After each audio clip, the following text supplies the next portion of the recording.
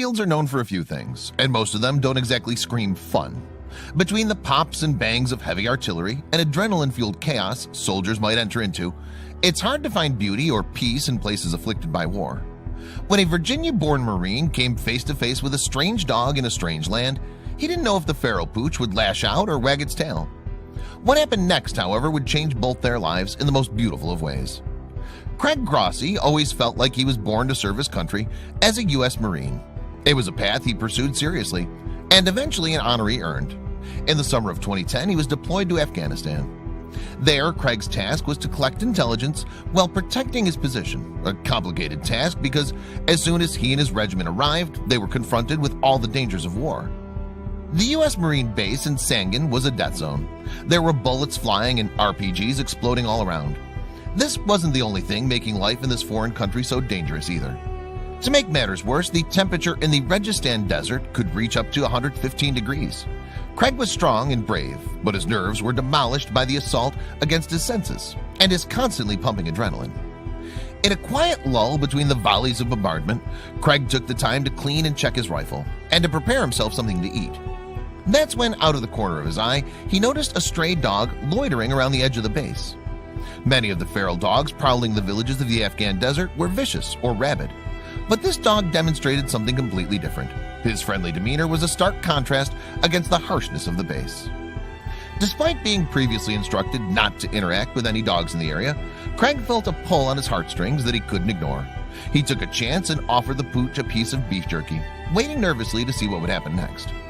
When the two came a bit closer, Craig noticed the dog was absolutely filthy and covered in gigantic black bugs. Craig was about to back up when he was taken completely by surprise.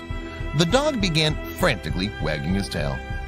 As much as Craig loved to see the dog happily noshing away, he knew he had to get back to work. He walked away to return to his gear and position when he felt a little poke to his leg. The dog was looking up at him with deep, imploring eyes. The dog wanted to be loved. "Looks like you made a friend," a fellow Marine called out. However, Craig heard, "Looks like a Fred." The newly named Fred and his human quickly became inseparable. Craig knew, of course, there was a chance he and his pooch would have to separate at some point, but that didn't stop him from giving Fred love. After removing all the bugs with the help from a fellow Marine, there was nothing stopping Craig and Fred from becoming closer and closer. They slept together, patrolled together, and played together. The sweet-natured Fred came to represent a beacon of light in that dark place.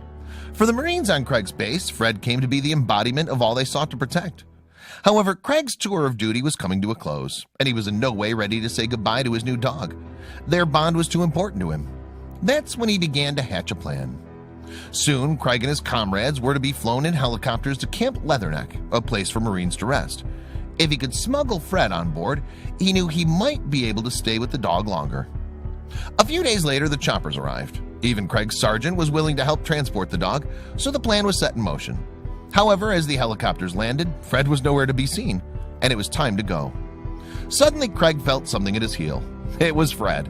The dog seemed nervous and skittish, but determined to follow his pail.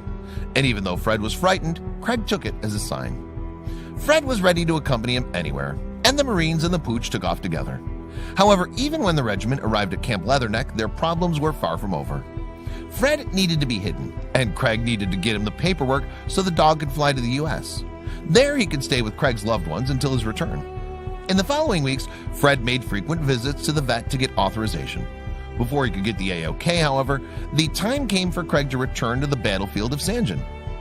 But then, at long last, Fred received clearance and flew to New York's JFK to meet Craig's family, who were unaware of what was happening overseas. Now all Fred had to do was wait for Craig's time in Afghanistan to come to an end. Months after Fred had acclimated to life in the States, his best friend did come home to him, but Craig was almost unrecognizable. He'd been through hell and back, and it showed. He was traumatized. He'd heard daily gunfire. 2 people from his unit had died in action. The brutalities of war struck him deeply, and he seemed like a whole other person now. As he tried to adjust to civilian life, Craig was plagued by nightmares. Being in large crowds frightened him, and he wouldn't talk to anybody. His only relief was the time he spent with Fred. The charming dog helped Craig start conversations with new people, gently bringing him back into the world. This led him to not only open up about the war, but it even got him talking to a very special woman named Nora. Fred's joy touched everyone who met him. Suddenly, Craig had an epiphany. Other people needed to hear not only his stories, but Fred's as well.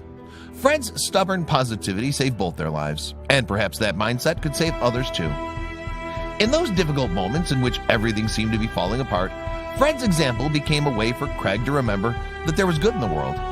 This was a message he wanted others to know. With Fred in his mind and at his side, Craig was ready to keep moving forward. He enrolled in Georgetown University and began to heal from his PTSD. After graduation, Craig wrote his own memoirs entitled Craig and Fred, a Marine, a stray dog, and how they rescued each other. As of 2019, he was traveling across the country as a speaker, accompanied by his girlfriend Nora, their other dog Ruby, and of course the star of the show, Fred himself. Craig's mission was to help others see how stubborn positivity can affect their life choices. He wanted people to remember that when things seem dark, there will always be a reason to find joy and continue onward. For this veteran and PTSD survivor, that reason happened to be irresistibly fluffy, with a persistently wagging tail. And that's a bond that'll last a lifetime.